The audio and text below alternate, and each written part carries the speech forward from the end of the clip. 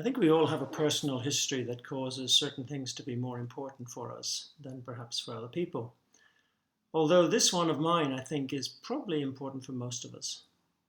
With me, it's my name. My name is Joe Slevin. Joseph, of course, on my birth certificate. But from a very early age, I preferred to be called Joe. I never introduced myself as Joseph, and I always thought of myself as Joe, written J-O-E. When I went to secondary school, I had followed an elder brother whose name was Patrick. Actually, at home we called him Porrick, because that's the Irish way.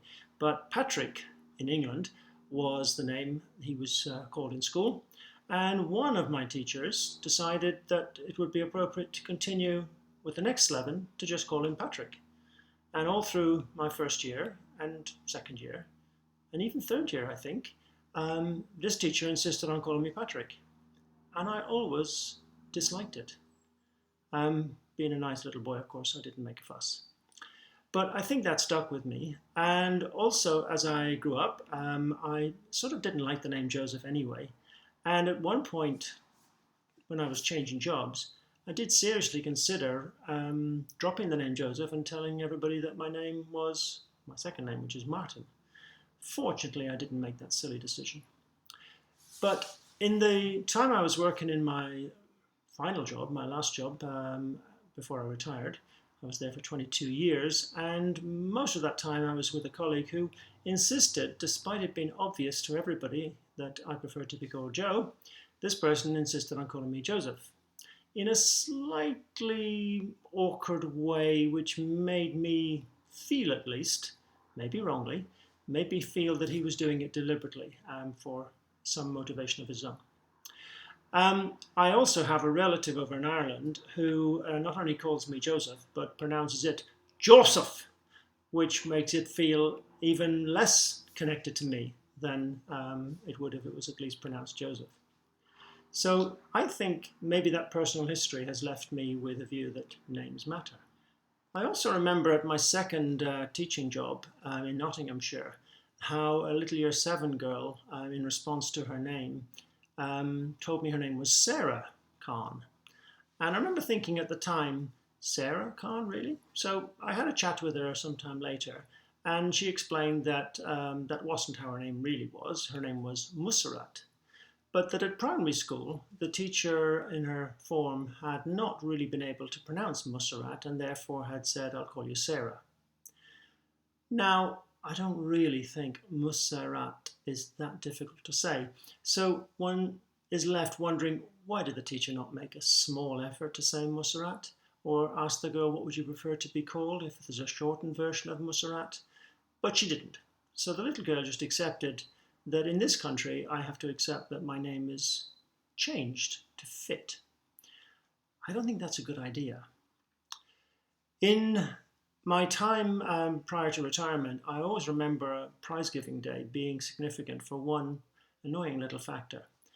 The boy who got the prize from maths all through from year 7 to year 13 when he was in my 6th form, he was of Sri Lankan origin, although obviously born and brought up in this country. His name was Thiru Chelvaraja. And the same deputy head teacher who gave out the prizes every year, or who announced the names every year, failed every year to get past the first or second syllable in the boy's name. And therefore the boy got used to just getting up as soon as the teacher began to stumble over the name. Now, I don't think it's really that hard to say that name. And in fact, sometimes if this discussion comes up in class, when I'm working as a supply teacher, I will put that name on the board and basically suggest to children that, yes, it looks as if it's a very long name, but if you just break it down, it's not really that hard to say. And the simplest way of breaking it down is to underline every syllable. And I often start at the back. So I start at Ja, Raja, Va Raja, Chel Va Raja, Thiru Chel Va Raja. It really isn't that difficult. Obviously, when I'm on supply, I go to schools where I've never been before, or even if I go to a school I've been before, I'm meeting new children. So I constantly come across names that I have never ever heard or seen before. So it's therefore a little bit of a surprise when a child might say, after I've read the register, "You're the first teacher to get her name right." Maybe not too surprising if it was early September, but it still can happen in some schools. I've had it happen as late as April, where how can I be the first time? How can I be the teacher who for the first time gets that name correct? How can the teacher who's been teaching the class from September to April not have sorted out how to say the name? It does suggest a lack of effort, at least. So now I often begin, before I read the register, by saying, I'm going to read the register. If I make a mistake in the way I pronounce your name, please forgive me, it's not intentional, and tell me how I should pronounce it. If you prefer a shortened version of your name, please tell me that also. I can't guarantee I'll remember it, but I'll do my best. And that seems to be always well received.